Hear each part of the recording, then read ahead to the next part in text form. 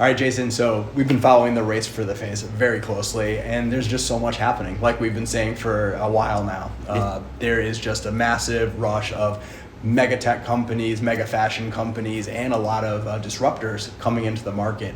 So what I want to talk to you about today is like a range of glasses products that have been recently announced that basically are here to compete with the Ray-Ban Metas.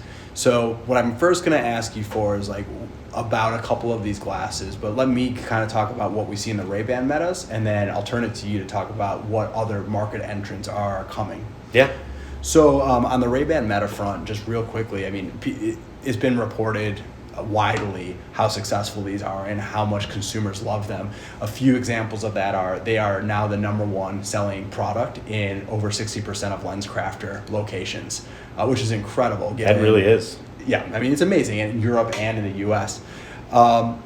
They're getting fantastic user reviews by, really big YouTubers like Marquise Brownlee and small ones alike. And it's just going across the entire spectrum. People love these. They're great. They look good.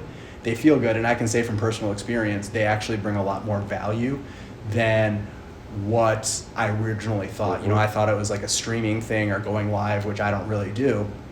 I realize I can be more in the moment with my children. I don't have to take out a phone to video or take pictures when we're doing stuff. It can be first person. You can just say, hey, Meta, take a picture, or you can just click the thing and just be in the moment, and I love it. It's a real game changer. So not surprisingly, other companies are picking up on this. Meta's taking a really big step forward and kind of planting a flag on some beachfront property in the race for the face. They're taking a pole position. But what else is coming to market that you're watching? Yeah, so in terms of smart glasses, we see a couple of different, products. Specifically when I'm thinking about smart glasses are the ones that are fashionable, the ones that you want to wear on your face, not, Google Glass or something like that. Yeah, not the tech ones, the fashion ones. Correct. Yep. You got Amazon Echo Frames, which is, not really AI driven. It's more of an audio product. You've got Solos, which are another AI driven, I believe by ChatGPT kind of smart glass. Obviously, you've got the Ray-Ban Metas, which are there. There's been some announcements around, Samsung releasing some glasses, right? Which I believe they're partnering with Google. Gemini, so it's going to be another AI one. Yep. That's correct. I think that's really off the top of my head but I mean, that's pretty substantial. You've got all the big tech players, the big AI models pushing into products, and things are happening. For sure. I do want to ask you a clarification on Amazon. That does have Alexa in it, correct? It does have so Alexa. Like personal assistant, but not yet like an AI Correct. assistant. So I don't believe they're using a large language model, right? So it's not as snappy as some of these other products out there. Perfect. I got it. So fashion glasses from huge brands, and mostly what we're seeing is their streaming audio products and or AI assistant products. And so I want to ask you a question about that. So how much do you think these products are differentiated along the lines of which AI they have, or how much are they differentiated on what their hardware is, so how they look and feel? Where do you see that as a product person, as someone that really studies the market, as someone that wears glasses and you picked a certain set of glasses? Where do you see these consumers making decisions on which one of these they want to buy? Yeah, it really comes down to kind of the hardware features, in my opinion. Okay. And the product features. It really depends on what the glasses do for you, because in the end, the large language models are, Gemini, ChatGPT, they're all going to relatively get to the same answer. Llama with Meta, Llama, right? Yeah. Llama, right? But the big differentiator that I'm seeing is like the Echo Frames are just audio. You've got the Meta Frames, which now have video, being able to take pictures, right? It's AR kind of glasses versus just an audio smart glass. Sure. I believe the same things with Solos. Again, it's looking at using pictures and things like that to integrate with ChatGPT. Yeah.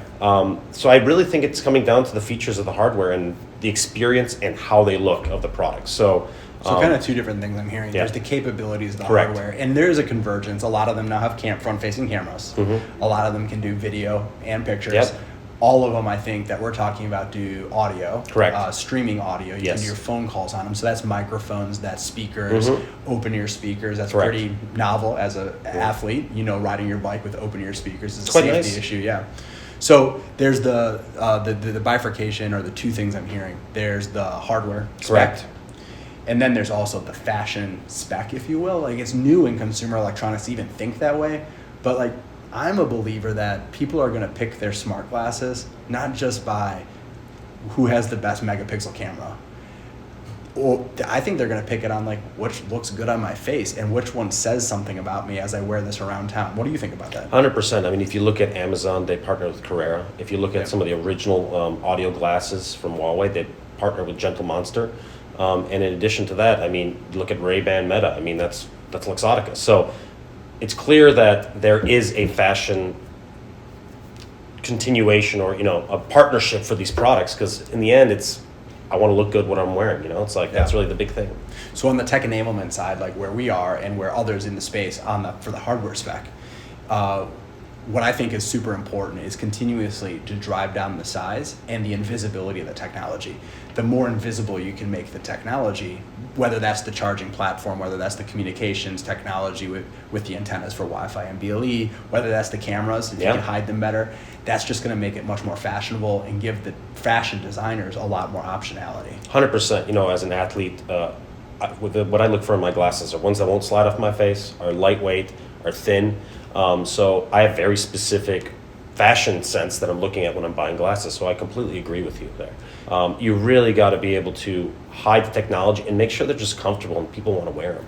Yeah, absolutely. So let's dig in. I want to kind of talk about what's next with these glasses. What do you think is coming? And one area I'll start with, and then you can take it wherever you want. You talked about when you're doing athletics, you're going to wear different sunglasses than you would wear when you go to the beach or when you go to the pool. So my presumption is these smart glasses, it's not just going to be like everyone has a pair, like they have a phone or they have a watch. Well, maybe it's more like watches, right? So can you make a comparison for how you think people will consume these glasses? How many pairs will they have? And are there any predecessor markets that we can look to say like what will be the adoption and the attach rate of these? Well, so as a person who uses glasses, I've got 3 pairs. I've got my driving glasses, I've got my normal glasses that I wear throughout the day, and I've got my sports glasses. So I mean, right off the bat, there's 3 different models that I use. And just it's an N of 1, but generally, what are the costs of these things? About $250 to $300, right? Okay. So I mean, they're not cheap. Yeah, exactly. So that I think that was the point, because right now Ray-Ban Metas are about $300. Yeah, exactly. It's in the range of $300 to $400, depending on which ones you get. So already the price points are pretty much similar with all this added functionality. And if you can hide it, if you hide it being the technology, if it's fashion that happens to have technology, if it's unseen, it's going to be like, why not? Why wouldn't people adopt this? Is one of my opinions. Yeah, and honestly, I think the biggest thing that I'm hesitating about is making sure that they're not too heavy, right? So, I would love it. I mean, I'm riding my bike, have the glasses on, be able to take pictures, everything hands-free. I mean, the idea is really cool. Yep. The big thing, though, is I want to make sure that if I have 3 different pairs of glasses, I can, if I lose my case, I don't have to have the exact same case or something like that. I am notorious at losing things. So, specifically sunglass cases. Which becomes a really big ecosystem play. And we're going to cover that in another episode.